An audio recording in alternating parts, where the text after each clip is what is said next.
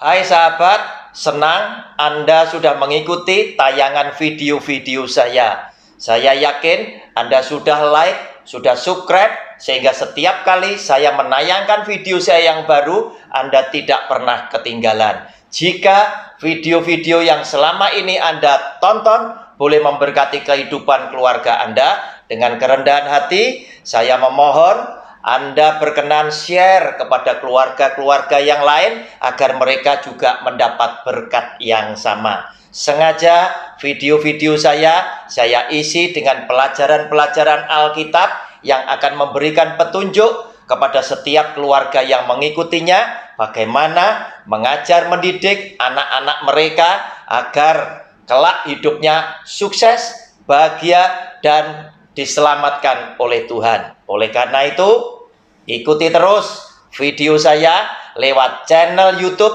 Roni Suwono. Shalom.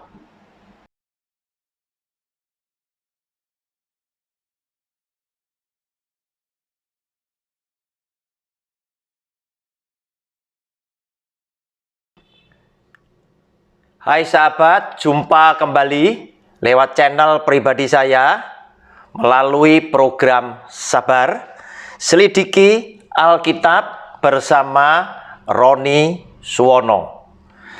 Saudara, persiapkan alat-alat tulisnya, persiapkan juga Alkitabnya. Kali ini kita akan belajar sesuatu yang berbeda dengan video-video saya yang lain, karena video ini diilhami lewat diskusi saya dengan salah seorang sahabat saya yang bernama Bapak Tejo Buntoro, seorang golfer yang sebelum bermain dengan saya, kita sempat berbincang-bincang mengenai sesuatu yang berbeda. Apa yang berbeda? Yaitu setiap orang yang biasanya diakui oleh begitu banyak orang, bahkan oleh dunia, sebagai orang yang pandai di dalam ilmu pengetahuan alam, pastilah orang ini boleh menjadi orang yang merasa bukan sekedar bangga di dalam hatinya, tetapi juga bisa juga dia berpersepsi bahwa dia menjadi salah satu orang yang tahu tentang banyak hal, yang tahu tentang segala sesuatu, sehingga banyak orang yang semacam ini, dalam tanda kutip, biasanya menjadi orang yang sombong, bahkan bisa tidak percaya kepada Tuhan. Namun yang kali ini kita sedang perbincangkan adalah salah seorang ahli ilmu pengetahuan alam, khususnya fisika, yang menjadi salah satu dewanya orang-orang pandai zaman itu sampai dengan saat ini sekalipun, yang bernama Albert Einstein.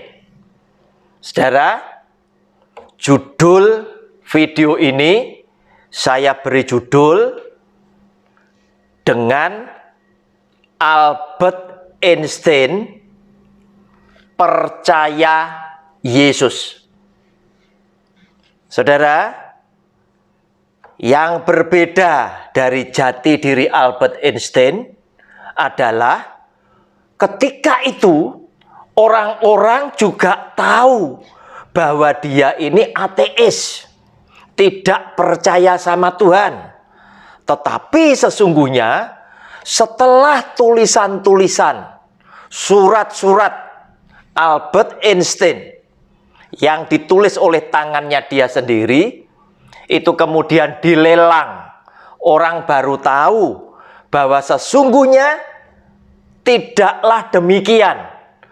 Bahkan Albert Einstein ini sempat memberikan satu pernyataan yang begitu terkenal, di mana dia berkata, ketika saya belajar ilmu pengetahuan alam semakin banyak, maka saya juga semakin banyak percaya kepada Tuhan. Nah, saudara, inilah sesuatu yang tidak seperti biasanya orang yang menjadi semakin pandai, merasa semakin tahu dengan segala sesuatu. Biasanya orang tersebut menjadi orang yang semakin jauh dengan Tuhan. Ternyata Albert Einstein, orang yang diakui oleh dunia memiliki tingkat IQ yang demikian tinggi, sebagai seorang yang jenius, dia tidaklah demikian. Justru dia katakan, semakin banyak aku belajar ilmu pengetahuan alam, maka aku menjadi semakin banyak percaya kepada Tuhan. Saudara, obrolan saya bersama sahabat saya Pak Tejo Buntoro ini, kami berdua sedang membicarakan, ingin mengupas kira-kira apa ya pernyataan Albert Einstein ini sehingga orang sepandai dia yang dianggap sebagai dewanya para cendekiawan, khususnya ilmu pengetahuan alam, khususnya lagi di bidang fisika, apa yang melatar belakangi Albert Einstein bisa mengakui bahwa dia menjadi orang yang semakin percaya kepada Tuhan gara-gara dia belajar semakin banyak tentang ilmu pengetahuan alam. Nah, Bapak Ibu, silakan siapkan alat-alat tulisnya dan siapkan juga Alkitabnya.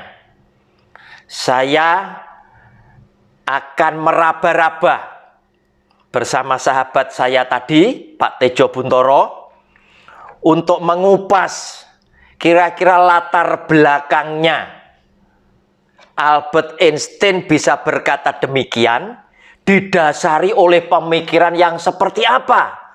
Jika ketika dia bilang, semakin aku percaya kepada Tuhan, itu saya kaitkan dengan Alkitab firman Tuhan. Satu ayat firman Tuhan, silahkan Bapak Ibu catat. Pada Yohanes pasal 8 ayat ke-12, di mana Yesus Kristus Tuhan menyaksikan jati dirinya sendiri. Dan dia berkata seperti ini. Maka Yesus berkata pula kepada orang banyak, katanya, akulah terang dunia.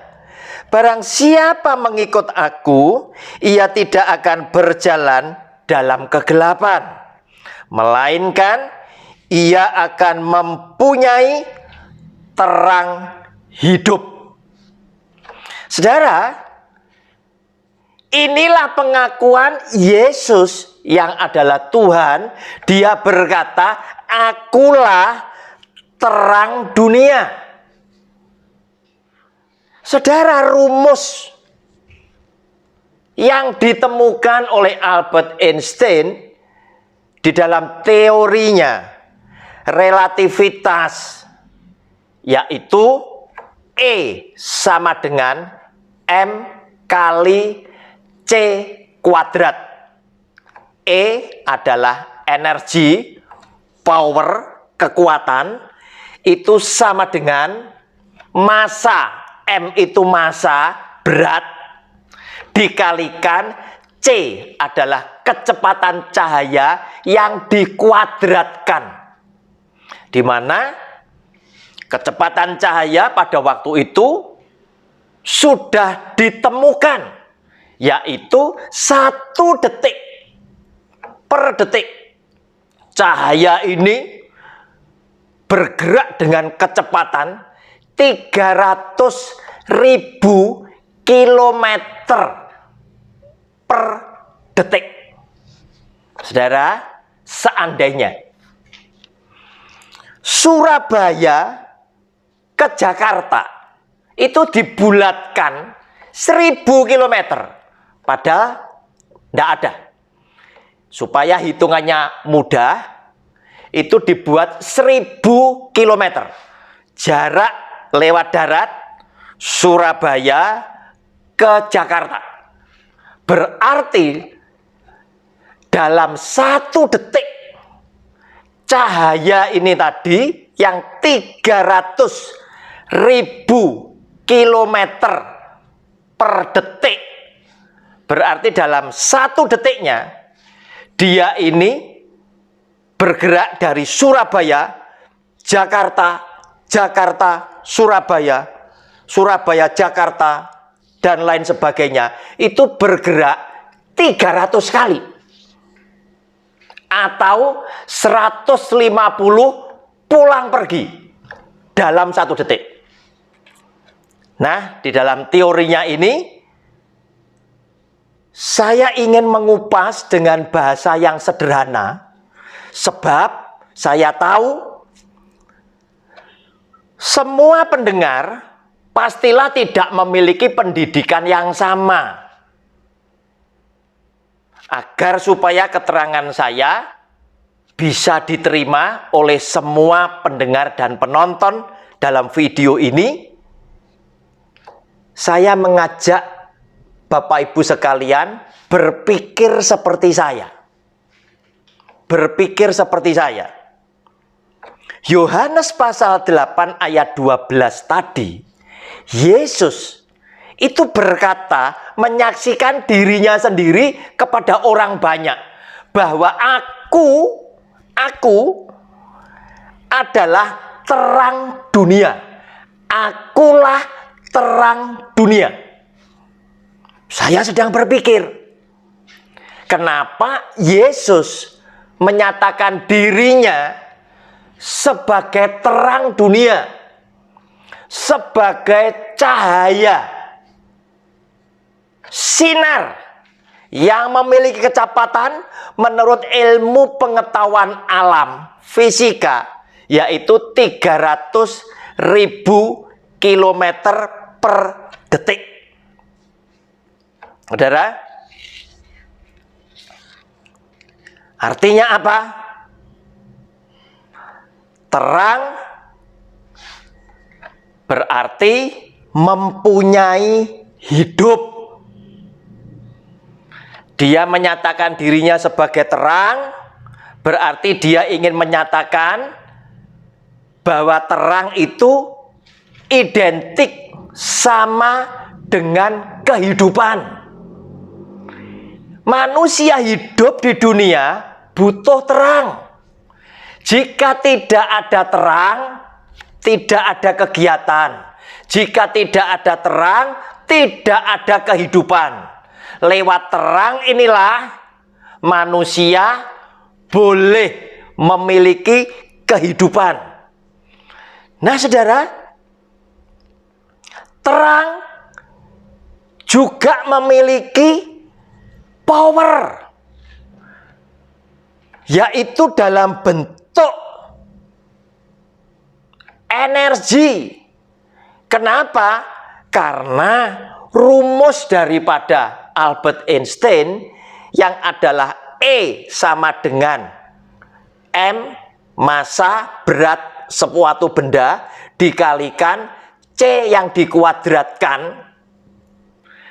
dikalikan dengan kecepatan cahaya, berarti yang bisa menimbulkan bobot, kecepatan, power adalah C kuadrat tadi yang bisa menjadikan energi itu adalah cahaya tadi, adalah terang itu sendiri.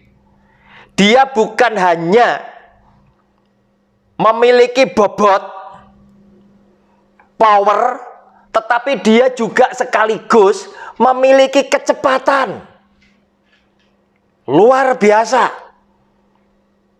Dia bisa menghasilkan power, energi, hanya oleh karena kecepatan yang luar biasa, kencengnya, yaitu 300.000 km per detik. Nah saudara, sehingga dengan demikian, teori yang ditemukan oleh Albert Einstein, kami berdua, saya bersama Pak Tejo, berkesimpulan, pastilah ini adalah teori yang diberikan oleh Tuhan dalam bentuk pewahyuan. Bukan lagi dia harus mengadakan percobaan. Tetapi lewat surat Albert Einstein kepada anaknya, diketahuilah bahwa Albert Einstein ini berkata kepada anaknya demikian, bahwa dia menyesal sekali menemukan teori tersebut, sebab dia tidak menyangka bahwa teori yang dia temukan, relativitas ini tadi, energi, power, sama dengan massa dikalikan kecepatan cahaya yang dikuadratkan, akhirnya dikembangkan oleh banyak orang sehingga tercipta bom atom yang dijatuhkan di Jepang, di Nagasaki dan Hiroshima, yang menewaskan begitu banyak jiwa di sana. Dan Albert Einstein berkata, aku menyesal apa yang aku temukan telah dikembangkan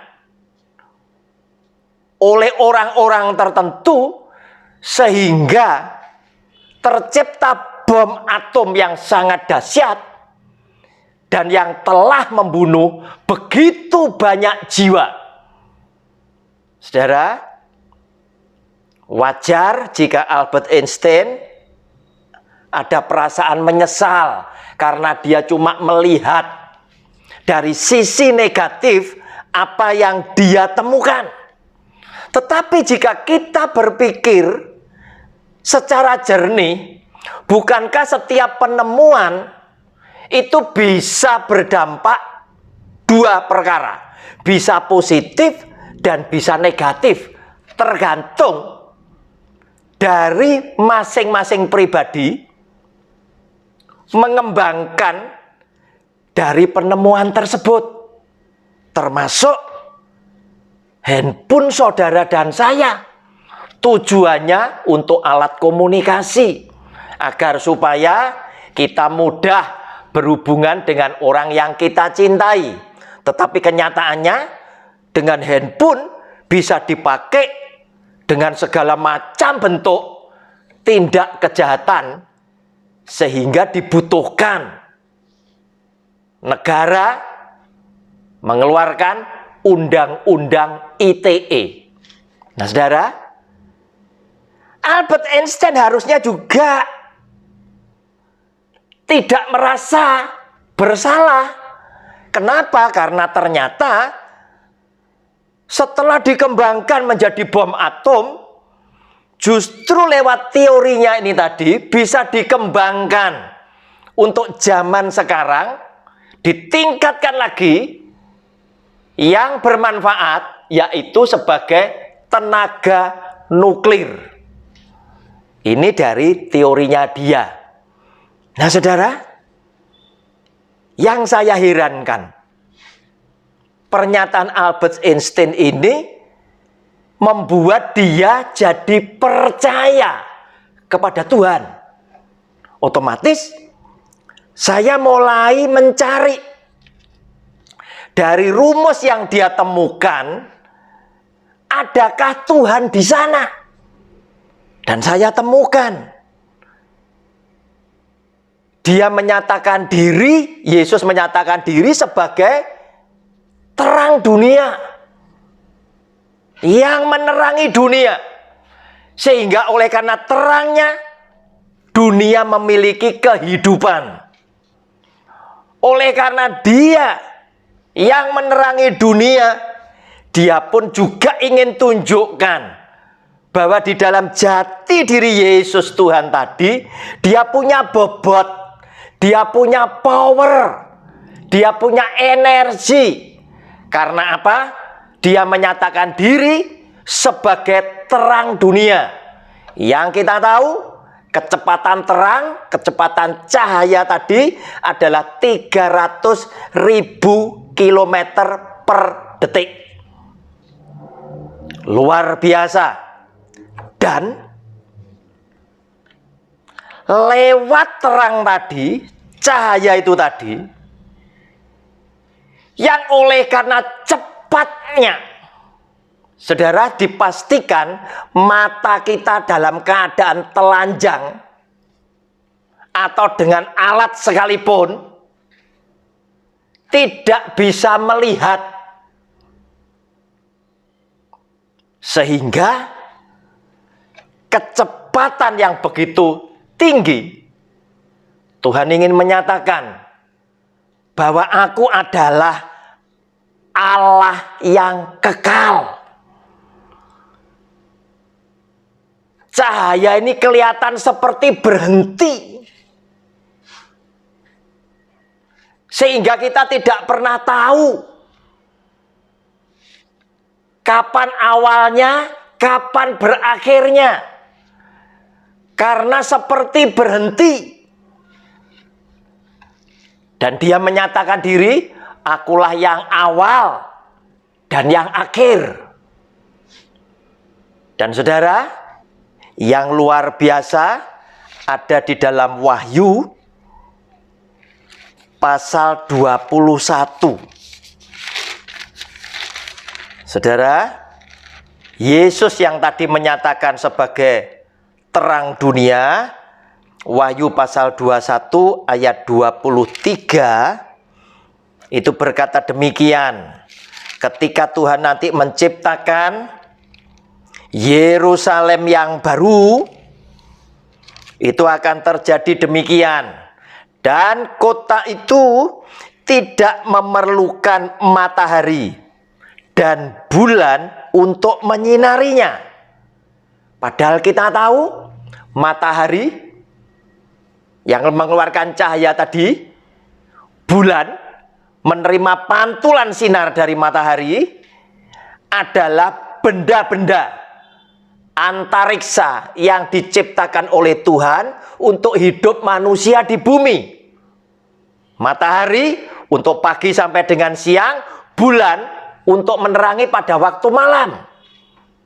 Tetapi pada saat Tuhan menciptakan Yerusalem baru, maka dikatakan dan kota itu tidak memerlukan matahari dan bulan untuk menyinarinya.